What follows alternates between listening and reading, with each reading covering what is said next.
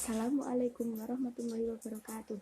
Saya Laila Kudratul Miladia dengan NIM 2019-2067, kelas 2C Keperawatan dengan Prodi D3 Keperawatan, Fakultas Ilmu Kesehatan, Universitas Sains Al-Quran Wonosobo, Jawa Tengah. Saya akan membacakan satuan acara penyuluhan dengan topik demam tipoid. Subtopik pencegahan dan penanganan demam tipoid. Waktu jam 1 sampai setengah 1. Sasaran Nona I. Tempat di rumah pasien. Nama penyuluh saya sendiri, Laila Kudratul Miladia. Tujuan umum setelah dilakukan penyuluhan selama 30 menit, diharapkan pasien dapat mengetahui tentang pencegahan dan penanganan demam tipoid dan dapat diaplikasikan pada kehidupan sehari-hari. Tujuan khusus setelah dilakukan penyuluhan. Tujuan umum setelah dilakukan penyuluhan selama 30 menit, diharapkan pasien dapat mengetahui tentang pencegahan dan penanganan demam tipoid dan dapat diaplikasikan pada kehidupan sehari-hari. Tujuan khusus setelah dilakukan penyuluhan sasaran mampu 1. Menjelaskan pengertian penyakit demam tipoid. 2. Menjelaskan penyebab demam tipoid. 3. Menyebutkan tanda dan gejala demam tipoid. 4. Menjelaskan tentang cara penanganan demam tipoid dengan kompres hangat. 5. Menjelaskan tentang cara pencegahan demam tipoid dengan materi 1. Pengertian penyakit demam tipoid.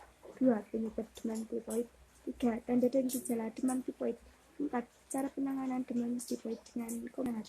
5. Cara pencegahan demam tipoid. Metode penyuluhan 1. Ceramah. 2. Diskusi atau tanya jawab. Media, laptop. Selamat menyaksikan. Assalamualaikum warahmatullahi wabarakatuh. Perkenalkan, saya Laila Kudratul Miladia dari Universitas Sains Al-Quran Wonosobo. Saya akan menjelaskan acara penyuluhan dengan topik demam tipoid atau tipes. 1. Pengertian demam tipoid. 2. Penyebab demam tipoid. 3. Tanda dan gejala demam tipoid. 4. Penanganan dan pengobatannya. Dan yang terakhir pencegahannya. Langsung saja kita mulai. Yang pertama yaitu pengertian demam tipoid. Dalam masyarakat, penyakit ini dikenal dengan nama tipoid. Bakteri pada usus halus dan terkadang pada aliran darah yang disebabkan oleh kuman Salmonella typhi atau Salmonella paratipi A, B, dan C. Selain ini, dapat juga menyebabkan gastroenteritis atau keracunan makanan dan septikemia atau tidak menyerap usus. Penyebab demam tipoid. Penyebab demam tipoid adalah kuman Salmonella typhosa dan Salmonella paratipi A, B, dan C. Memasuki saluran pencernaan. Penularan Salmonella typhi dapat ditularkan melalui berbagai cara yang dikenal dengan 5M, yaitu food atau makanan, fingers atau jari tangan atau kuku, dan vomitus atau muntah, fly atau lalat, dan melalui feses atau kotoran.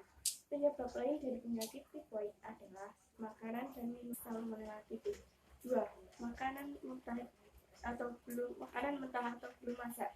3. Kurangnya sanitasi dan higienitas. 4. Daya yang menurun. Selanjutnya, tanda dan gejala. Pada minggu pertama, keluhan dan gejala serupa dengan penyakit infeksi akut pada umumnya yaitu demam, nyeri kepala, nyeri otot, anoreksia, mual, muntah, konstipasi atau diare, perasaan tidak enak di perut, batuk dan epistaxis. Pada pemeriksaan fisik, hanya didapatkan pemeriksaan pengobatan dan penanganan pada pasien demam tipoid. 1. Pasien diistirahatkan 7 hari sampai demam hilang atau 14 hari untuk mencegah komplikasi. 2. Mobilisasi bertahap bila tidak ada panas. 3. Diet. 4. Obat-obatan. 5. Kompres hangat. Kemudian pencegahan penyakit demam tipoid. 1. Cuci tangan setelah dari toilet dan khususnya sebelum makan atau mempersiapkan makanan. 2. Hindari jajan atau membeli makanan dan minuman di tempat yang kurang bersih. 3. Menjaga kebersihan lingkungan sekitar seperti membuang sampah pada tempatnya, buang air besar di toilet. Vaksinasi dapat mencegah kuman masuk dan berkembang biak. Satunya, bagaimana Mbak? Apakah ada yang mau ditanyakan? Bagaimana? Apakah sudah paham Mbak? Sudah. Baik, terima kasih. Saya cukup sekian ya. Terima kasih atas kerjasamanya. Mohon maaf apabila ada kesalahan tutur kata saya. Wassalamualaikum warahmatullahi wabarakatuh. Waalaikumsalam warahmatullahi wabarakatuh.